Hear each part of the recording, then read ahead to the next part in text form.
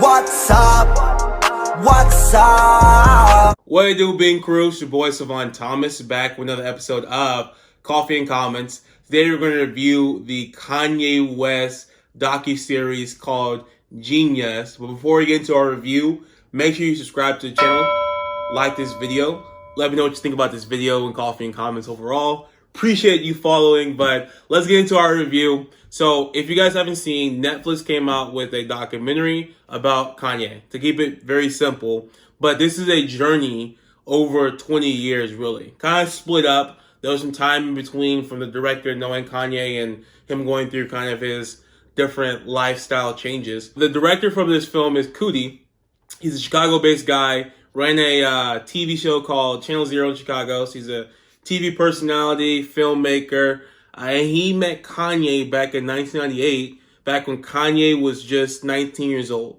So before Kanye was this big name, he was a small local producer making beats in Chicago. Coodie had a TV show called Channel Zero, very famous to interview different acts, local acts, and entertainers that came into the city. It was well known, and so he was interviewing a local act, and Kanye appears. And that's really where this Netflix series begins.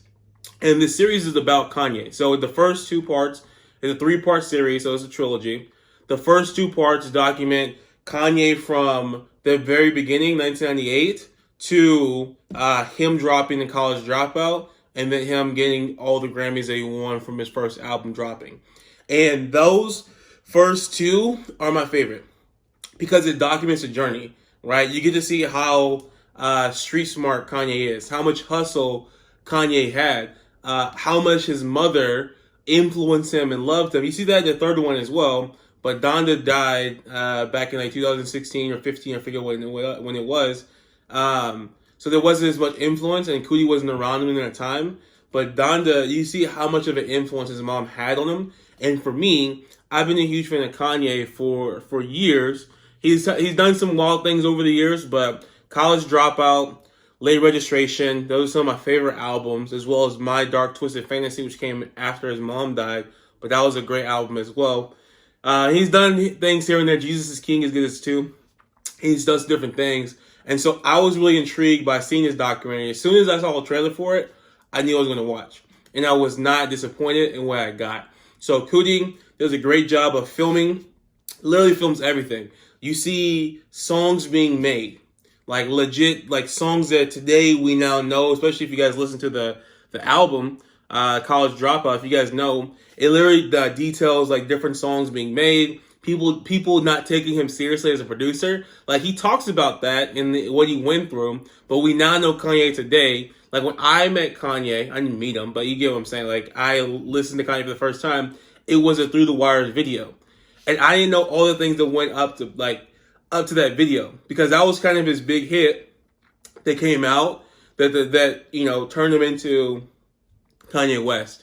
And so that journey up until that point was really interesting, because I was this is 2003, so I was 11 years old when I started listening to Kanye, and to see the journey, you know, it's just wild to see, because the dude for 5 years had to grind to get himself known as a rapper instead of a producer. And his grind is real. Like, as much as you might think he's arrogant, as much as you might think he's overconfident, and I love in part 3, there was a thing he talked about being overconfident that he talked about perfectly. I was like, that is spot on. As a black man and what he's saying, I was like, bro, he is spot on. And so though he may have some crazy moments, the stuff that he says is actually pretty prevalent, I feel like. And so anyways, the series overall though is very enjoyable. As a documentary about Kanye's life, it is what you expected. It does skip from after College Dropout to basically the life of Pablo.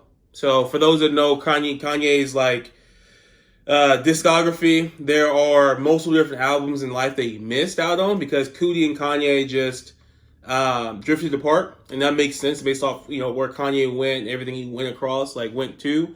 So it picks up basically Kanye in Wyoming, and doing different things there, and then reconnect there. There are parts throughout the years where they meet back up, but it's not, their relationship it's not the same as it was in the very beginning. So I wish that this documentary was able to cover the entire life of Kanye, but nobody knew, especially him back then, that this would be what it is today. Like, nobody knew that Kanye will be the Kanye of today.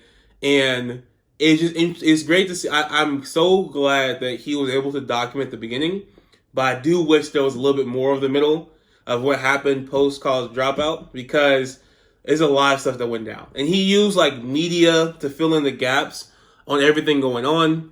But I wish you can. I wish you can see the transition and transformation that Kanye goes through, because the Kanye you see in part 1 and part 2 are drastically different than the Kanye you see in part 3 in the way that they talk, in the way that they kind of move, the energy that they have.